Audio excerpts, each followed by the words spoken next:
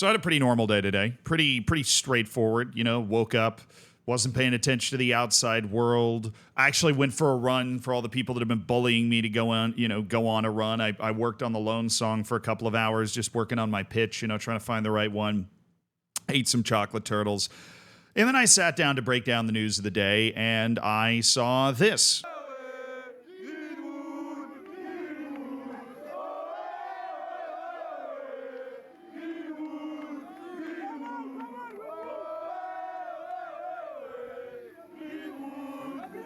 And that just promptly ruined my day. All right. Promptly, abruptly ruined my day. Right. And that is because I am obviously a cucked libtard, right? That I'm surprised that you would be chanting this guy's name. So let me break this down for you. Mason Greenwood is somebody that is not convicted of a crime, right? He is somebody that is free to do as he pleases in the world, right? But in my opinion, there is a difference between not being convicted of a crime, right, and being just generally morally reprehensible. Now, Mason Greenwood, for those that are somehow, if you managed to miss this lore, congratulations. He became, he was known as a top wonder kid at Manchester United. He was a really, really top player for Manchester United. Then all of a sudden, his girlfriend at the time, his now wife, which complicates matters even more, started posting pictures of what Mason Greenwood had done to her. This is accompanied by audio that honestly, I'm not going to play for you. If you want to look it up on your own time, then please do that. But trust me when I tell you, if for whatever reason you haven't listened to the audio yet, it is deeply disturbing. Like it is just a troubling thing to listen to. It is the audio that you would expect to accompany just really uncomfortably aggressive sexual actions from Mason Greenwood towards this girl, right? To the point that it would make me wildly uncomfortable to be around Mason Greenwood. It would. If I was in the presence of Mason Greenwood, I would be uncomfortable. If I was forced to associate with Mason Greenwood, I would be uncomfortable. Now, charges were brought, in this case, abuse charges and whatever. I don't really understand the English legal system. Now, those charges were dropped because key witnesses withdrew from the case. So basically, they had brought the charges, and then, however it happens behind the scenes, some people don't want to talk anymore, and then all of a sudden, it kind of goes away. He disappeared off the radar for a little while. He pops back up, loaned out to a Spanish club called Getafe, and that's where we started to see this, real groundswell of support for Mason Greenwood. It's almost like him being a giant piece of shit human being and never publicly apologizing for it or publicly acknowledging that he was attempting to correct his behavior in any way turned him into a martyr for assholes. I understand the concept of innocent until proven guilty. And I understand and believe the idea that people deserve second chances. I think that you do deserve second chances in life. I think it is possible for human beings to change from one point to another. I think there are plenty of examples of that in football, people developing over time for better and for worse.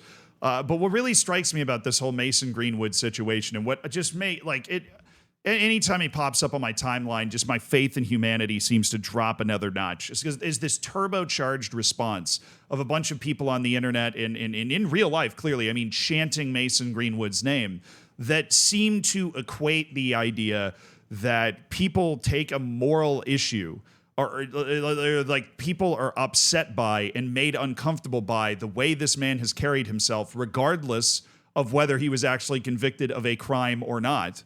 Right? They just take an exception to that and decided to rally to his defense.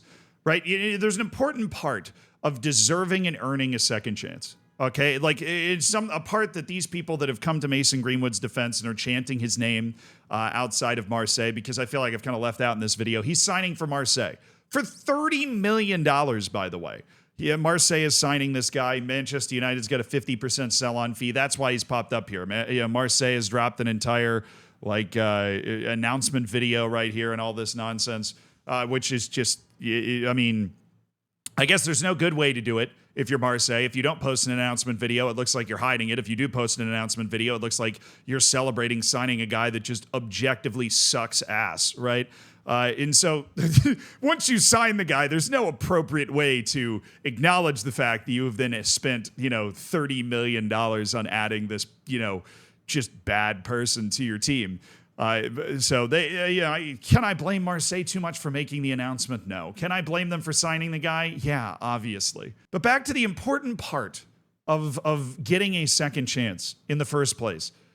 If you do something bad, you have to change, right? Like, you have to actively change. And there'll be people that'll say, well, like, he's made changes behind the scenes and he ended up marrying the girl anyways. I mean, people forget how weird and messed up this situation was. When this girl posted all of this stuff and all of this, the firestorm broke out around Mason Greenwood, this girl's own dad, who, I consider this just absolutely deplorable, came out in defense of Mason Greenwood, right? Came out like, it was like, well, let's not be hasty here, as if he was enjoying the fame by association of his daughter dating Mason Greenwood. Like, nobody's disputing that this is stuff that Mason Greenwood did. It's impossible to dispute the audio recording is not Mason Greenwood, right? Like, and her father came out in defense of Mason Greenwood. That is just some twisted medieval Game of Thrones level fucked up shit. That's some like Lannister house nonsense going on that this girl was having to endure. So obviously you're never going to know exactly everything that happened behind the scenes, but I do know that if I was Greenwood's agent, if I was his manager, if I was any sort of any sort of PR team at any club that he worked at, or maybe if he has his own personal PR team, if Mason Greenwood was doing literally anything to try to better himself as a person, if he went to fucking therapy one time, I would be broadcasting that. If he, like, that is how you get a second chance. You have to attempt to change your behavior. And this is not, he accidentally littered on the side of the road here, right? This is, he beat the shit out of somebody and assaulted them repeatedly, like sexually, right? I mean, not convicted in a court of law, but obviously. I mean, rub your two brain cells together and start a fire here with all of the stuff that we can, that is entered into public record. With the vast majority of the time in this situation, it is he said, she said. And I realize that gets a lot more complicated. But with Mason Greenwood, that sinking, gross feeling you get in your stomach when you think about this is because we know, we see it, and we can hear it, which is just so much more disturbing. And if you want to get that second chance, you need to go through that process. And if you are a public-facing person, you have to go through that process publicly so that because you're a public-facing person, the public that you are interacting with as a public-facing person would like to know that you're not a piece of shit anymore, right? But Mason Greenwood has done none of that. He just disappeared for a little while and then just started training again, got loaned out to Getafe, and is now on the move to Marseille. It just makes me feel gross.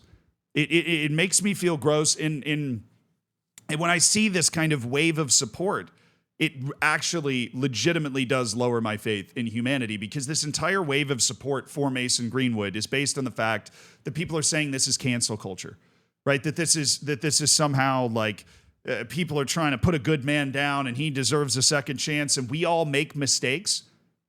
How many of you are fucking making this mistake? Are you kidding me? How many of you are actually making that mistake?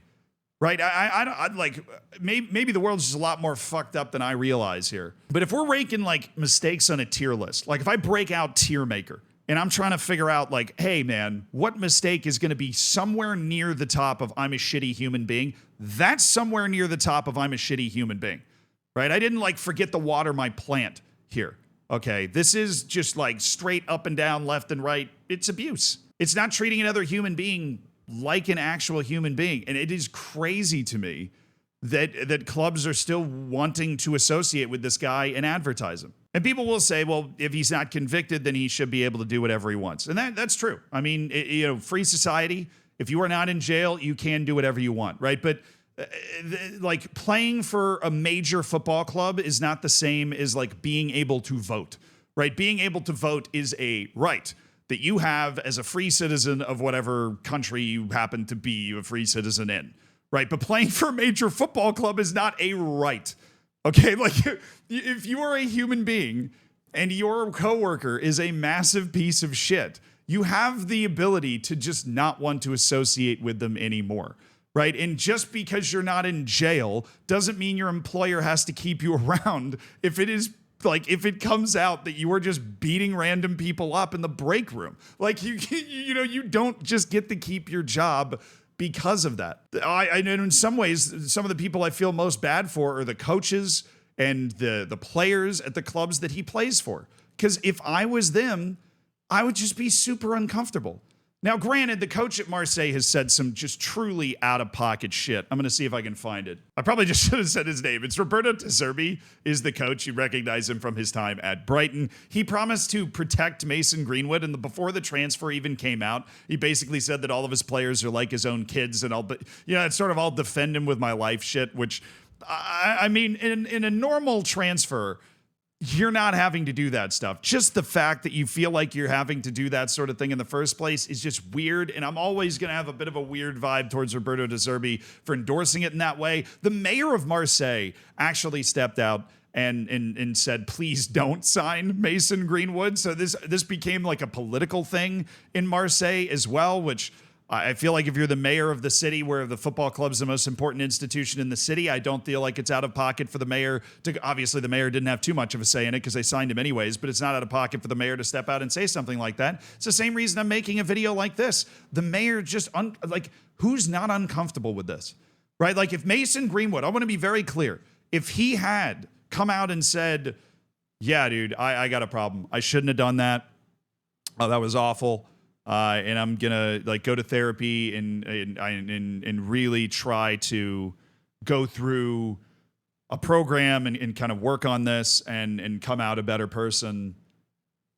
Then if he really did take the time to do that, I wouldn't be making this video. The mayor of Marseille wouldn't be saying, please don't sign Mason Greenwood. Like, it's important to remember that the only reason that it is not the only reason that Mason Greenwood is still somebody that just makes me wildly uncomfortable to have to cover, to have to talk about, and to have to engage with, and the fact that he still exists in the football world. It's just really important to remember that the fact that he did this shitty stuff is not the only reason that Mason Greenwood is somebody that makes me uncomfortable, makes the mayor of Marseille uncomfortable, and a bunch of other people wildly uncomfortable to have to engage with regularly. Like, he's still living this life as a professional footballer and being able to do all of this stuff and be in the public eye and be fucking worshipped by some of these people, like cheered on and everything. It's the fact that after he didn't do anything, right? Like, you got to earn a second chance, brother. You have to earn it. Mason Greenwood hasn't earned a second chance. He just did a bunch of terrible stuff, disappeared for a little while, came back when it boiled down enough, and just kept on going. Like, I mean, seriously, if you're coming to Mason Greenwood's defense saying he's being so wildly persecuted, how is he being so wildly persecuted? He just signed a fucking 5-year deal at Marseille. You know what I mean? The average human being on the face of the earth is being much more wildly persecuted by the circumstances they find themselves in than Mason Greenwood. Okay, Mason Greenwood's pockets are doing just fine, and he's being adored every time he steps out of a taxi because people feel like he's being unduly, persecuted against. Okay, there is no persecution going on here, and that in itself is the problem. Maybe persecution being the wrong word, but there should be some sort of reaction to any of this somewhere. And to a lot of people's credit, there is. The first comment on the Olympique Marseille announcement is, thanks for taking a rapist off our hands. Now, legally speaking, is he a rapist? No, right? He has not been convicted of rape. Is he a shitty dude that has not shown any remorse for all of the shitty things that he did that is still just playing professional football? Yeah. And that fucking sucks, doesn't it?